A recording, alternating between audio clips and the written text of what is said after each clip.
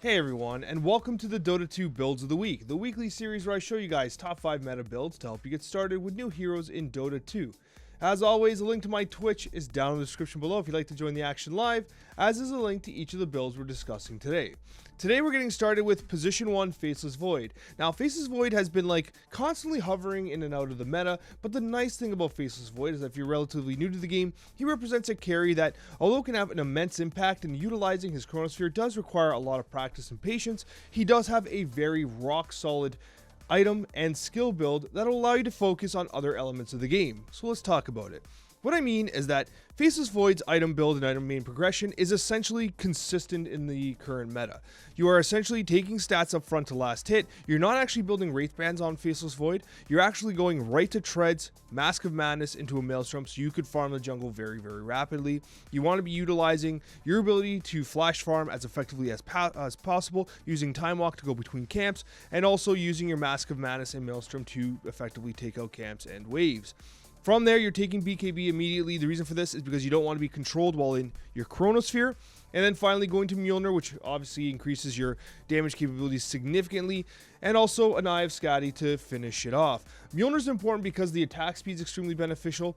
Time Lock is extremely valuable because, Faceless Void is one of those heroes that disproportionately benefits from attack speed. There's a few heroes that always benefit from certain attributes, and attack speed with Time Lock allows Faceless Void to be an absolute menace. And that's why you're taking the the talent at 20, 120 attack speed within Chronosphere. Now, with that being said, the way Faceless Void is generally played is that you are playing around your Chronosphere. When you have it available, you're communicating that to your team so that you can utilize this in, form of team fights. You should be always kind of team fighting around your Chronosphere. If you don't have it, you're farming. That's what you're doing. You're not running around without your Chronosphere and kind of wasting your time.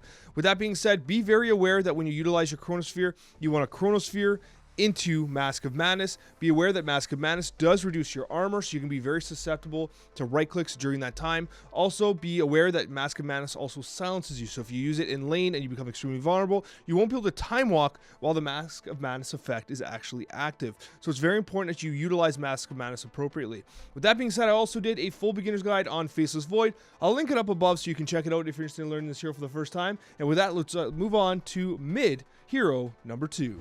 Storm Spirit got poked with a little bit of a nerf, and you know how he responded? He continued to get picked throughout the pro meta. And Storm Spirit represents a hero that has a tremendously high skill ceiling, but is also a very capable hero from mid.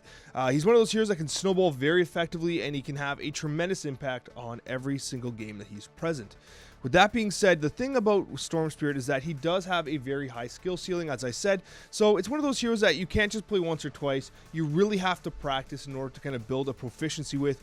He is extremely mobile, and his abilities require you to right click in between them to make kind of use of his overload ability. So without that, you're kind of using him to you're not using him to his fullest potential. So he does require a lot of muscle memory to utilize effectively.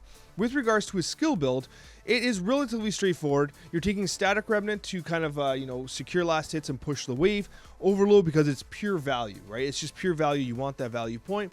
And then you're going to take Electric Vortex as well, which gives you the ability to secure a kill if the opportunity arises during the mid lane skirmishes. From there, you are focusing on Static Remnant. You're trying to get this to max level first because it allows you to simply farm very fast. You can push the wave under the enemy tower, and then you can use your Static Remnant to essentially clear the small camp as well. With that being said, Ball Lightning at 6, 12, and 18, standard stuff. The current build has him going towards the mana regeneration, Static Remnant damage, and Electric Vortex time. The reason for this is because it simply allows him to do a little more burst damage while controlling the enemy a little longer. With that being said, though, I say with that being said way too often. It kind of just clicked to me, but anyways. With that being said, the 20 attack speed talent's pretty good too. If you think that mana won't be an issue, but guess what? Storm Spirit mana is always an issue, and that's one of the things that makes him the most challenging to play. The current meta main item progression is bottle into boots. You can decide what kind of boots you want to go, but generally speaking, people are going into treads, and you're going 3 Null Talisman, and then you're going BKB into a Witchblade, Ag Shard, Aghanim Scepter, which is one of the best in the game. His Ag Scepter is unbelievable. It basically is an AoE Electric Vortex. It's unbelievable. and then into a Lincoln Sphere. So you're gradually replacing these null talismans as time goes on. There's extension items as well. You're even seeing Revenant's Brooch every once in a while. It's not bad. It's pretty cool. If you're against silences, Yule's Scepter is very valuable. And then there's the traditional build of Yule's, Orchid into Bloodthorn, which is, not so common right now. A lot of people are doing the Witchblade BKB build. But, it's up to you if you want to give that a shot. It's the more traditional of the Storm Spirit builds. One of my absolute favorite offlaners in Dota is Tidehunter, because he's one of those heroes that, he has such an insane impact on every single team fight. Ravage is one of those abilities that, just having it represents a major threat. It's like the Chronosphere of the offlane. It is essentially a spell that can completely change any single fight. Now, it does not pierce BKBs. When the BKBs come out, you gotta try and play around it. But ultimately, Tidehunter is in a really good spot right now. He's being picked in pro, and the key thing about him is you're not just playing around Ravage anymore, because this build that we're going to talk about right now actually has some other utility to it. So there's a couple things you need to understand about Tidehunter. First of all, he is a strength-based hero, so this build is going to be extremely tight on mana. It's very tight on mana, and that's why pros are building the Aghanim Scepter in the middle and delaying their timing to the Refresher Orb. Because if you do not build the Ag Scepter and you go Boots, Wraith Pact, Blink, and Refresher Orb, you do not have enough mana to Ravage, Refresh, Ravage. You do, if you're at level 20, you have exactly that amount of mana, and you cannot so much as Gush or Anchor Smash after. It's literally level 20, you can do the combo without doing anything else. So, the added mana and the attributes from the Aghanim Scepter gives you that buffer that allows you to actually play more effectively as a Tidehunter, while also giving you a great ability in the AoE Gush that allows you to push waves, cause problems, and generally just be a nuisance while Ravage is on cooldown, okay? So it's extremely important you understand the reason why this build is set up this way. Now, some pros are building double Bracer. This is up to you, but in this particular build, the way I've kind of figured it out and in my testing, it seems like it's better if you go single Bracer while building Aghanim Scepter, because you have so many small components you're building and you just kind of run out of space. And I do think that Soul Ring is super valuable on Tidehunter.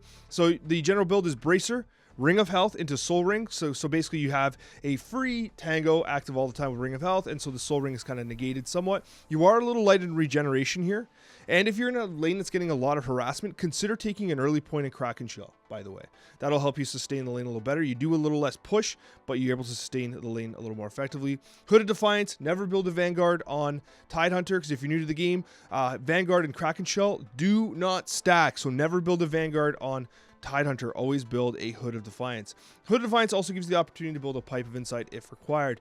Now, Phase Boots is the kind of preferred choice right now. Some people do like going Guardian Greaves. Now, Guardian Greaves is insanely expensive. It's a great item, but it has a $1,500 recipe, which is insanely expensive. So, for much less price, you get good damage, which kind of goes well with Anchor Smash. You get additional armor, which is always beneficial, and that phased movement speed, which helps you to set up your Ravage, because we are actually delaying Blink Dagger. Now, this is something that is very, I'm not going to say controversial, but a lot of people want you to rush Blink Dagger on Tidehunter. They literally want you to go Boots into Blink Dagger. They're wrong. You do not want to do that. You need to get these other items first. Why? Because Ravage has a massive AoE. And while of course it's beneficial to have a Blink Ravage, there's no question about it, but if you rush in the early game a $2,200 item, and you get no stats for it, you do get the initiation, but you're playing solely around a 2.5 minute cooldown ability. That's what you've done. And you've really weakened your ability to contest the mid game. This build, by going Boots into Ag Scepter, which improves your Gush, which, by the way, you finish your Ags at roughly level 15, so you start to get the extra points into Gush immediately after, especially with the talents. That's why you delay your talents. You are finishing your Ags about this time here, so that's why you hold off on the talents and take the Kraken Shell early. But you need the Ags because it gives you the stats, it gives you the added ability in the AoE Gush, and then you're going Wraith Pact. This is a hugely valuable item. Not only is the Vlad's Aura valuable, but the totem itself is incredibly valuable as well. So when you have the totem and your Ravage, you are a complete team fighting menace. All of which does not require your Blink Dagger. And then you go Blink Dagger once you have your Wraith Pact and your Ags, because these items have so much impact on the fight, okay? So much impact.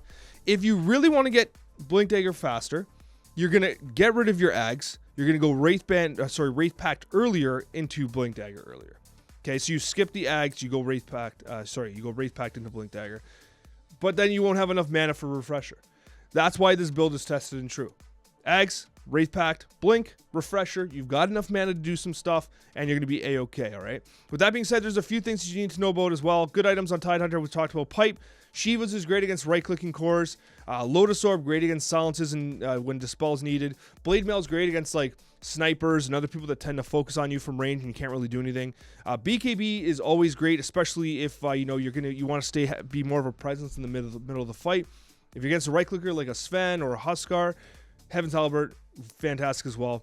Force Staff, if you're trying to, like, you know, support a little more, you know, as a position 3 Tidehunter, you have that ability to support a little bit, and we already talked about Guardian of Greaves. But regardless, Tidehunter's in a really cool spot right now. He's definitely worth playing. He's always a pick that's always worth taking for position 3.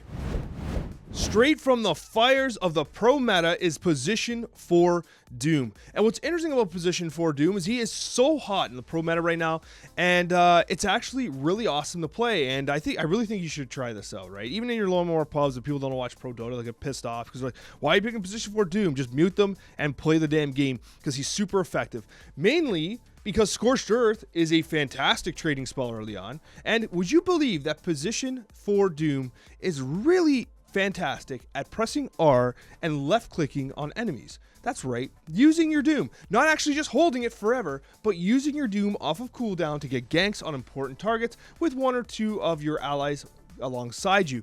Doom is in a really cool spot right now, and let's talk about how to play him. So basically, this is the build for Doom. This is the consistent build for position 4 Doom.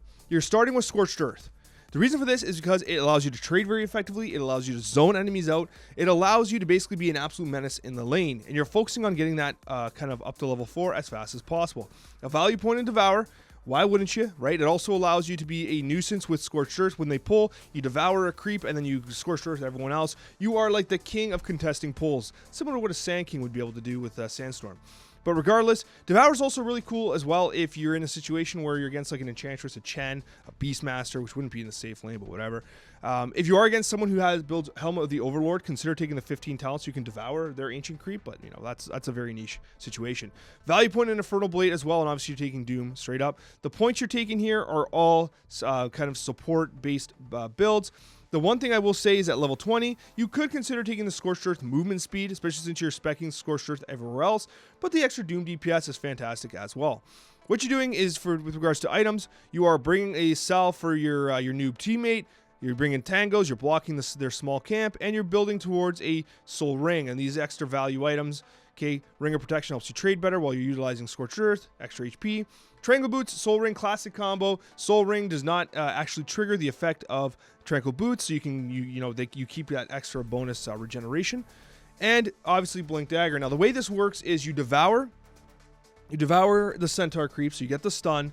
And so what you're doing as a Doom 4 is you're Scorched Earthing, you're blinking in, stunning, and you're dooming a target.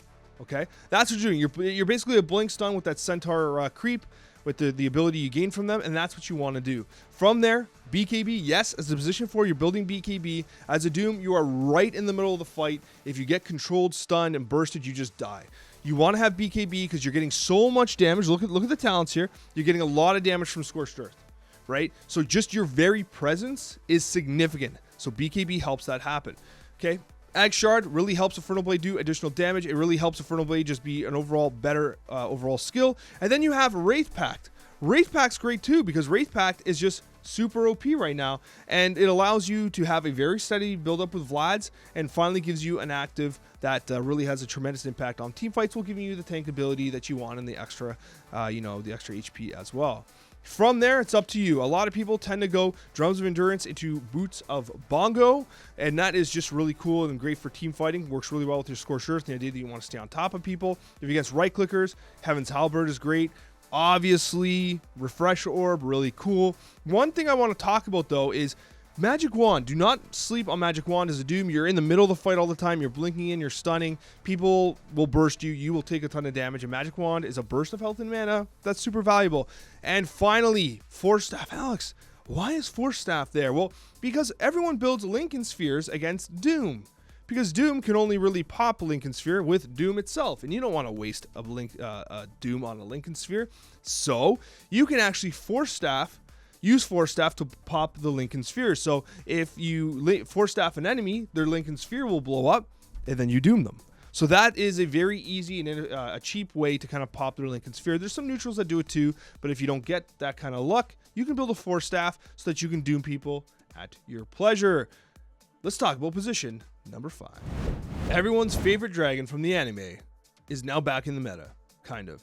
I mean, Winter Wyvern got nerfed quite a bit, but would you be surprised to know that she's still pretty damn effective? And it's one of those things where, you know, people were sleeping on Winter Wyvern, and she got picked a bunch in the pro meta. Not like an insane amount. She was kind of like hovering in and out. Like some teams picked her here and there.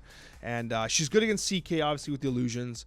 As long as you select the right illusion, of course. But like, so against the illusion heroes, she was being picked a bit, and like she was getting some play, right? So this is the build for position 5 Winter Wyvern. She can also be flexed as position 4, of course, and she can be played core, but not like this. Anyways, let's talk about it.